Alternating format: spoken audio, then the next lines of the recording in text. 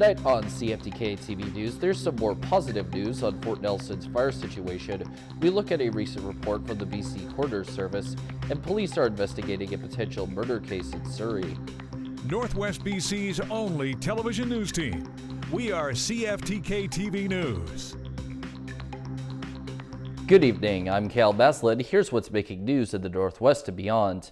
To the latest of BC's wildfire situation, nearly 5,000 people who live in Fort Nelson have now been out of their homes for almost a week. A change in the weather has led to optimism, but the reality of what's been lost is also starting to sink in. CTV's Andrew Johnson has the latest. As thick wildfire smoke blankets the Peace River Valley, word is spreading among evacuees in Fort St. John. Rain is falling back home. Lovely. Just lovely. It can pour down. Fort Nelson's mayor, who stayed behind when close to 5,000 others were forced to leave, confirmed it himself. Yes, it is. It's raining. It's not raining hard, but it's been a steady rain, and you can see by the road behind me there's standing water. It's a badly needed glimmer of hope during a terrifying week. The 127 square kilometer Parker Lake fire is only 2 kilometers from Fort Nelson, and it has already destroyed homes on the outskirts of town. It hurts because these houses, they're been there for a long time, and now when they don't have anything to go home to, it's killer. Officials have not yet confirmed how many properties have been lost. The chatter among evacuees passed along from people who defied the evacuation order is 6 or 7. I just hope I get to go home. I miss my home. 28 years of my life there, and it kills me to know that fire's as big as it is. Despite the break in the weather that's helping firefighters, Fort Nelson is also facing a dual threat: the Parker Lake fire on its doorstep and a second monster fire 25 kilometers to the north that's been burning since 2023 that is now getting closer. And that looming second fire that's still getting larger could complicate when evacuees can return home. Officials are worried if they get the all clear to bring people back to Fort Nelson, they may just have to leave again a few days later if the second fire becomes a threat. Andrew Johnson, CTV News, Fort St. John. While doing some traveling throughout northern BC, the leader of the Federal Conservative Party and a close ally of his were able to give their thoughts on one of BC's biggest continuous problems. Earlier today, federal Conservative leader Pierre Poilievre was in Terrace at the Daybreak Farms facility to give a speech, but while he was there, he was also asked in an interview about what he believes should be done to mitigate the province of BC's most pressing issue, the ongoing wildfire season. We need better forest management and better sharing of firefighting resources like water bombers, so that when these fires break out, we have the resources to combat them quickly and to prevent their expansion early on. And that's a common sense approach, and I think we need to rely heavily on the knowledge of locals and especially Indigenous communities on how to prepare for and prevent these fires across British Columbia and elsewhere. Skinna MLA and federal Conservative Party member Ellis Ross also went with Poilievre to the facility, and while he was there, he spoke about there being only one road in and out of Terrace, the Cranberry Connector, which could be really problematic if citizens need to escape a natural disaster like a wildfire, and how he's working to fix this issue. I tried to bring this up in the legislature of Victoria. It's a provincial issue. It's a forestry road, but there doesn't seem to be any incentive. I also brought up in the context of LNG being promoted by Niska.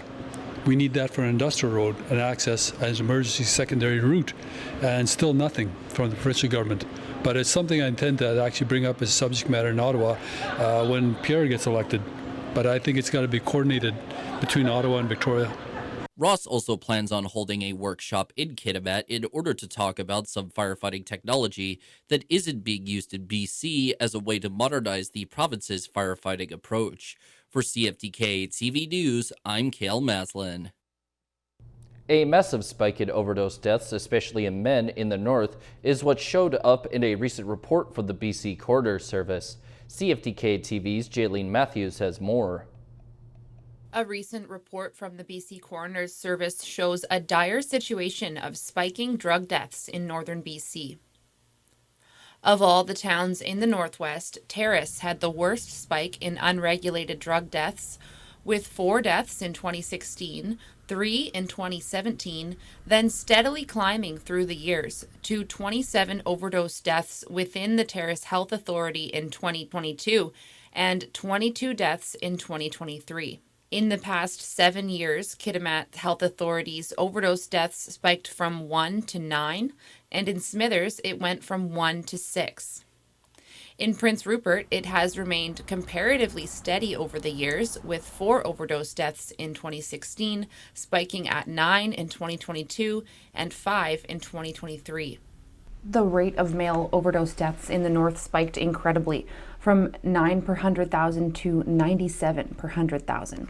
The spike was significant for women as well, going from 5 deaths per 100,000 to 57 deaths per 100,000 in 2024. Fentanyl was detected in 82% of all unregulated drug deaths in the north, jumping almost 30% in just a decade. And overall, northern BC has the highest rate of unregulated drug deaths of any area in BC as of March 2024 at 6.7 per 100,000. For CFTK-TV News in Terrace, I'm Jaylene Matthews.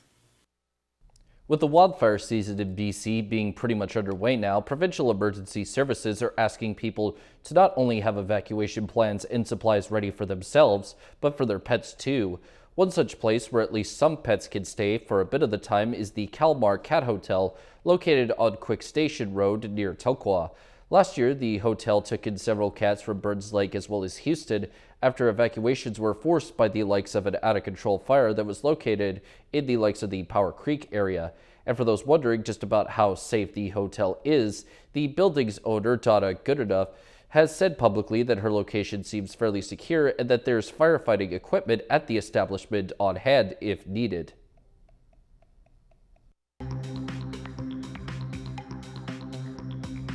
Coming up next, Coquitlam parents are trying to save what they call a vital school program.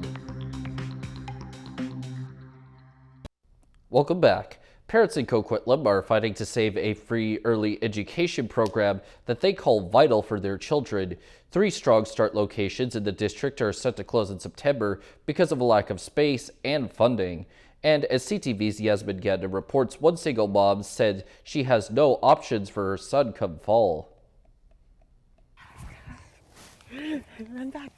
Carrie Wong's 3-year-old son, Casey, attends the free Strong Start program at Coquitlam River. He started going after his elementary school, Hazel Tremblath, was destroyed by a fire last fall. Not only have I had to explain to him that his school is gone, his school is broken, that's what he says. Now I'm going to have to explain to him that there's not going to be any more Strong Start. He's not going to see his teacher anymore, you know. She's a single mom, and with few preschools available for Casey, she has no idea where he will go once Strong Start closes in September. It's been a struggle for us because preschool is very expensive. It's very hard to find a preschool that's affordable for us, and also there's no room. Wong is not alone. Parents rallied outside the Coquitlam School District office, holding signs to save the program. Coquitlam River is one of 3 locations closing out of 10, along with Central and Meadowbrook Elementary. The district says it's due to a lack of physical space, but are now saying they don't have the funds. We want the district to reverse their decision on this. I think they made a big mistake, and I think you're looking at other districts that are reversing their decisions, and I think that Coquitlam will see that. It comes as the Surrey School District is keeping 23 locations open in the short term without more funding from the province. There are 10 remaining Strong Start locations across Coquitlam. It would cost $25,000 for the district to save the 3 programs, but funding from the ministry has not increased in the past 10 years. The district not wanting to spend $25,000 to keep these 3 programs is alarming to me. Parents like Wong uncertain for what the future holds. Not have a lot, and you're trying to raise a child to be the best they can be, and you just want them to have everything. The fear, without more funding, even more Strong Start programs may be cut. Yasmin Gandam, CTV News, Coquitlam. The province is contributing $1.2 million to 4 projects aimed at protecting and creating jobs and spurring economic growth in northern communities. The money is set to flow through to the BC Manufacturing Jobs Fund to projects in Houston, 94 Mile House, Prince George, and Williams Lake. In Houston, a company specializing in secondary wood product manufacturing is receiving up to $480,000 to support the installation of a new machine that will increase productivity and support the creation of higher value products. In 94 Mile House, the development corporation owned by the Sideldale First Nation is receiving up to $422,000 to support the creation of a yard for sorting wood that would otherwise be burned. Free tiny libraries are popping up in neighborhoods all over BC, often built and donated by locals. An 87-year-old Vancouver woman gifted one to her community this week, but someone took a saw and cut her tiny library down. CTV's Shannon Patterson now on how her neighbors are coming together to make sure the senior's legacy lives on. Just 2 days after this tiny library went up in Mount Pleasant, someone cut it down. My heart, I can't tell you, I was so emotional because I know how much she's put into this. She is Carol Berman's longtime friend Gisela, who's lived in this neighborhood for over 30 years. And she said, wouldn't it be wonderful if I had a tiny library of my own? And I said, why don't you go for it? The 87-year-old paid to have it built and was there with Berman when it was installed Monday on public property near the Federal Store at 10th and Quebec. And she is delighted. It is her legacy. She is so excited about this. She's just happy, happy, happy. But Wednesday morning, it was found like this, cut down, the base removed with a note attached that read, Federal Store, put this on your own property. Did it surprise you that somebody did that? I mean, yeah, I feel like we have a really good relationship with lots of the residents, like all the residents. Like, this was, yeah, quite shocking. I mean, it's just a little box of books, you know, and I mean, that one's really cute. I don't know why you'd want to remove it. Berman agonized over how to tell Gisela. I went last night to her apartment and I had to tell her, and it was heartbreaking, her response. She was in shock. She was devastated, and we just shed a few tears together. Gisela doesn't get out much, so neighborhood residents made her this poster thanking her for the tiny library and vowing to put it back up. She is going to be so touched by it. I can't imagine. This is going to lift her spirits so high. And her legacy will live on. There are plans to reinstall Gisela's tiny library in front of the Federal Store. We have permission from the gentleman that owns the building that we're going to put the tiny library around the front. I think that's great. I go to those little libraries whenever I see them, and I'm here all the time, so I'm happy about that. That's all Gisela wanted, free books for everyone in the community she calls home. Shannon Patterson, CTV News, Vancouver. Turning to tonight's weather, the North Coast shall get a chance of showers at a low of 6 degrees. The Terrace-Kitimat area will deal with a chance of showers plus a low at 3 degrees. And the Bulkley Valley and Lakes District is likely to see a chance of showers too at a low at 2 degrees. On the North Coast, their next week or so should go back and forth from sun and clouds plus rain, while their high moves between 13 to 10 degrees. In the Terrace-Kitimat area, the upcoming week will be made up of similar alternations between sun and rain and clouds, with their high shifting from 11 to 20 degrees. And in the Bulkley Valley and Lakes District, the week for them will also go from clouds and rain and sun and back again, as well as with the high bouncing from 13 to 19 degrees. Checking out the highways now, visit Drive BC for the latest and up-to-date conditions, and as always, drive safe out there. On Highway 16, there is utility work, bridge maintenance, road sweeping, construction work, crack sealing, and paving operations. Highway 35 and 118 have some shoulder maintenance. Highway 37 has some road maintenance work, frost heaves, and a stalled vehicle.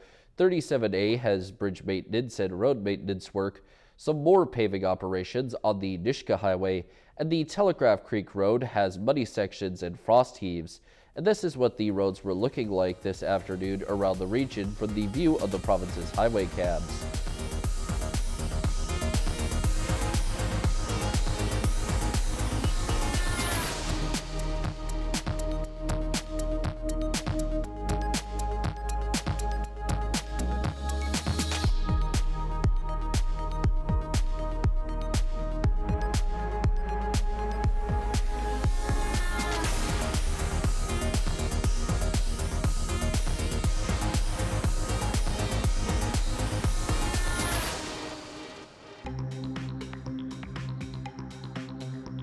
Still to come, it seems like Donald Trump and Joe Biden are headed for a debate in the future. Welcome back. Homicide investigators have been at the house in the Newton neighborhood of Surrey since 2 men were found dead there on Wednesday evening. CTV's Ben Milger has more details from the scene. It happened in this house behind me at 151st Street and 61st Avenue in this quiet residential neighborhood. Police say officers arrived here around 9:20 in the evening on Wednesday, and that's when they found the 2 men dead inside the home. RCMP have not said who called police or why, but do say when officers arrived, they found the home unsecured. According to police, the 2 men were known to each other, and investigators are not looking for any other suspects at this time. Neighbors say a man and his adult son lived in the home. The letters PEDO and GUBB have been scrawled on the outside of the blinds on the home's front-facing windows. Yellow tape has been up here since police found the bodies, and throughout the day, officers could be seen speaking with neighbors. Police are saying very little about the circumstances that led to these 2 men's deaths or the significance of the letters scrawled in the windows. Neighbors say they only noticed the graffiti on Wednesday. Anyone with information is asked to call RCMP. Ben Milger, CTV News, Surrey. U.S. President Joe Biden and former President Donald Trump have agreed to face one another in a pair of debates. The long-awaited face-offs were announced as Trump's legal troubles have him tied up in court. NBC's Alice Barr reports from Washington. Someday you're going to have to explain why. The stage is set for a long-awaited showdown between President Biden and former President Trump, both candidates agreeing to 2 debates on June 27th and September 10th. The details rolling out within hours of President Biden issuing this challenge. Donald Trump lost 2 debates to me in 2020. And since then, he hadn't shown up for debate. Now he's acting like he wants to debate me again. Well, make my day, pal. Mr. Trump, who has repeatedly said he would debate anytime, anywhere, quickly agreed to the debates, adding, "Let's get ready to rumble," and saying on the Hugh Hewitt show, I really think he has to debate. He might as well get it over with. Probably should do it early so that he can, he's not going to get any better.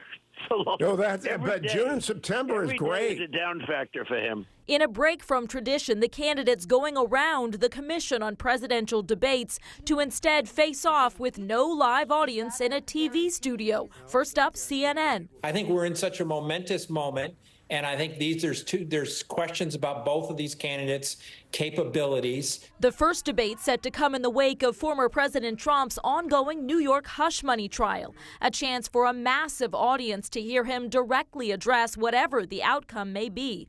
But while the former president's legal troubles loom, voters in several recent polls rank him higher on the critical issue of the economy. President Biden saying today, quote, "Fighting inflation and lowering costs is my top economic priority," as a new report showed inflation easing slightly in April, though consumer prices are still stubbornly high, up 3.4% from last year. In Washington, Alice Barr, NBC News. And now we turn our attention to the stock markets. The Canadian dollar is up 3/100ths of a cent. The price of gold is up $31.90. Oil is up 83 cents. Natural gas is up 13 cents. Aluminum is down $12. In Toronto, the TSX is up 165.54 points. The Venture Index is up 11.90. In New York, the Dow Jones is up 134.21 and Nasdaq is down 12.35. Still ahead, we say goodbye to a broadcasting legend.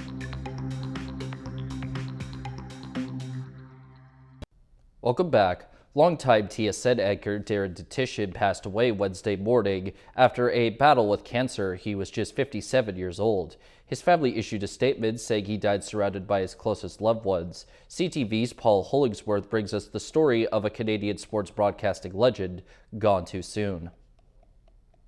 It is my pleasure to announce the most outstanding player. Darren Detition was sports passion personified. But it's a must-win game, Steve. A walking encyclopedia of sports knowledge, Dutchie used TSN highlights to help crank up the volume in all of our lives. Hi, everybody. Welcome back to the Sports Center Newsroom. I'm Darren Detition. More than just a TV personality, Dutchie was a national treasure. He engaged with fans and viewers everywhere. Possessed by natural buoyancy, he made everyone around him feel special in his presence. His personality was massive. The biggest one, I think, of anyone in the history of TSN. Raised in Porcupine Plain, Saskatchewan, Dutchie was a well-known broadcaster in Western Canada before his TSN days. When he arrived at TSN, he wore success with grace. He never forgot who he was and where he came from. He loved Saskatchewan so much. He loved the people of Saskatchewan.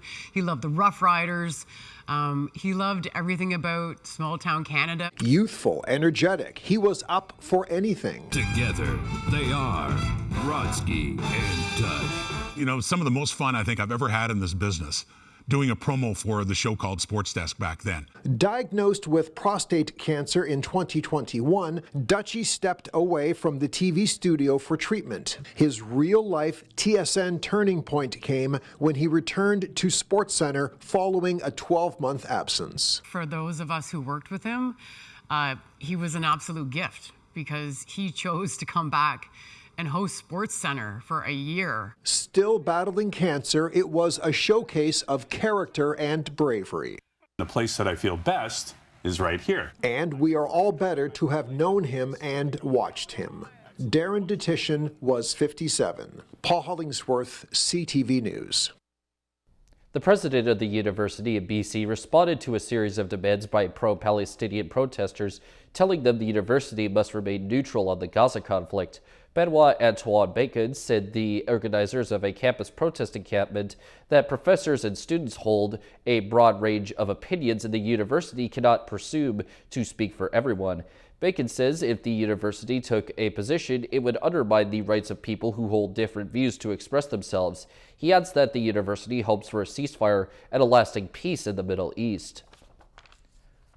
More BC households will soon be eligible for rebates to help switch their home heating and cooling systems to more climate-friendly options.